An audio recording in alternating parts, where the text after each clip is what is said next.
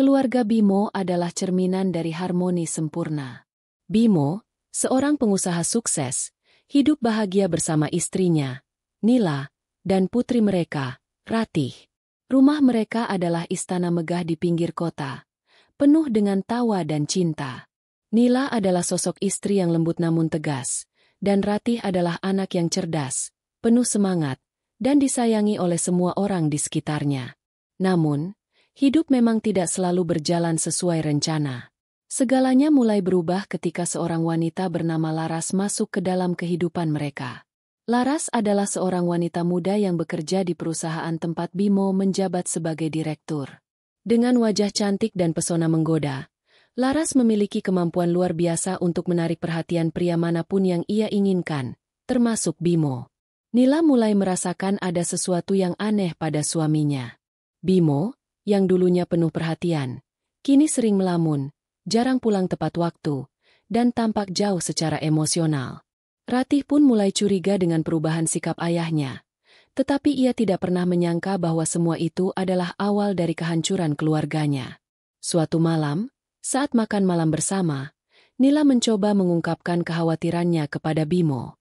Namun, Bimo hanya menggelengkan kepala dan berkata, "Kamu terlalu banyak berpikir, Nila. Tidak ada apa-apa." Kata-kata itu tidak mampu menenangkan hati Nila. Ia tahu ada sesuatu yang disembunyikan oleh suaminya. Sementara itu, Laras terus mendekati Bimo, menggunakan segala cara untuk mendapatkan hati pria itu. Laras tidak hanya cantik, tetapi juga cerdas dan licik. Ia tahu bahwa untuk menggantikan posisi Nila, ia harus menyingkirkan wanita itu terlebih dahulu. Maka, ia mulai merencanakan sesuatu yang lebih gelap dari sekadar godaan. Laras, yang ternyata memiliki koneksi dengan seorang dukun hitam terkenal, memutuskan untuk menggunakan ilmu santet untuk menghancurkan Nila. Laras datang ke rumah dukun itu di tengah malam, membawa persembahan berupa ayam hitam, bunga 7 rupa, dan selembar foto Nila. "Saya ingin dia pergi selamanya," kata Laras dengan nada penuh kebencian. Dukun itu hanya tersenyum dan mulai mengucapkan mantra-mantra sambil membakar dupa. Dalam kegelapan malam, Laras melihat bayangan-bayangan aneh yang berkelebat di dinding. Ia merasakan hawa dingin yang menyeramkan, tetapi ia tidak peduli. Yang penting, Nila harus lenyap dari hidup Bimo. Beberapa hari kemudian, Nila mulai merasa tubuhnya lemah tanpa alasan yang jelas. Ia sering pingsan, kehilangan nafsu makan, dan mengalami mimpi buruk yang berulang-ulang. Dalam mimpi-mimpinya, ia melihat sosok Laras berdiri di tengah kegelapan, menatapnya dengan mata penuh kebencian. Ratih yang melihat kondisi ibunya semakin memburuk, merasa ada sesuatu yang tidak beres. Ia mencoba membawa ibunya ke dokter, tetapi hasil pemeriksaan menunjukkan bahwa Nila sehat-sehat saja. "Ini mungkin hanya stres," kata dokter itu. Namun, Nila tahu bahwa ini lebih dari sekadar stres. Suatu malam, saat Ratih sedang tertidur, ia mendengar suara aneh dari kamar ibunya. Ia segera berlari ke kamar itu dan menemukan Nila sedang meronta-ronta di tempat tidur, seperti melawan sesuatu yang tak terlihat. "Ibu, apa yang terjadi?" teriak Ratih. Namun, Nila tidak menjawab. Ia hanya memandang Ratih dengan tatapan kosong, seolah-olah jiwanya telah diambil. Sektion 3. Kepergian Nila. Tak lama setelah itu, Nila akhirnya meninggal dunia. Bimo yang merasa terpukul dengan kematian istrinya, menjadi lebih dekat dengan Laras. Hanya beberapa bulan setelah pemakaman Nila, Bimo memutuskan untuk menikahi Laras. Keputusan ini membuat Ratih sangat marah dan kecewa. "Ayah, bagaimana bisa ayah melupakan ibu begitu cepat?" tanya Ratih dengan air mata mengalir di pipinya. Namun, Bimo hanya menjawab dengan suara pelan, "Kita harus melanjutkan hidup, Ratih. Laras adalah orang yang bisa membuatku bahagia lagi." Jawaban itu menghancurkan hati Ratih. Ia tahu bahwa Laras adalah penyebab utama kehancuran keluarganya, tetapi ia tidak memiliki bukti untuk membuktikannya. Hari-hari bersama Laras adalah mimpi buruk bagi Ratih. Laras, yang dulunya bersikap manis di depan Bimo, berubah menjadi ibu tiri yang kejam ketika Bimo tidak ada di rumah. Ia sering memperlakukan Ratih dengan buruk, menyuruhnya melakukan pekerjaan rumah tangga yang berat, dan bahkan tidak segan-segan memukulnya jika Ratih melakukan kesalahan kecil. Namun, Ratih adalah anak yang kuat. Ia tidak pernah menyerah, meskipun ia tahu bahwa hidupnya tidak akan pernah sama lagi. Ia berjanji pada dirinya sendiri bahwa ia akan menemukan cara untuk melawan Laras dan mengungkap kebenaran tentang apa yang terjadi pada ibunya. Sektion 4. Perlawanan Ratih.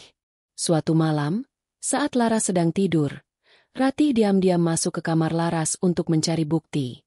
Ia menggeledah laci-laci dan lemari, hingga akhirnya menemukan sesuatu yang mengejutkan. Sebuah kotak kecil berisi benda-benda aneh seperti boneka jerami, paku, dan foto Nila dengan tanda silang besar di wajahnya.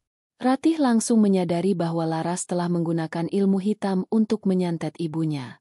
Ia membawa kotak itu ke kamarnya dan menyimpannya dengan hati-hati.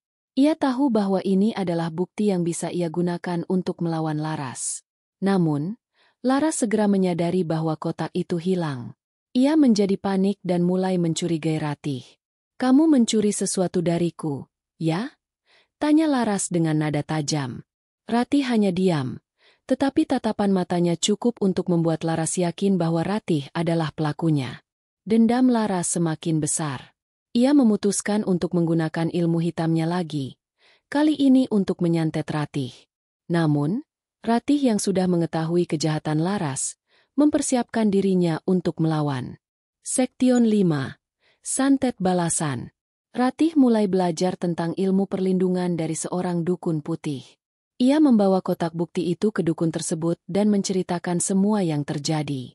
Dukun itu memberikan Ratih mantra-mantra perlindungan dan benda-benda suci untuk melawan santet Laras.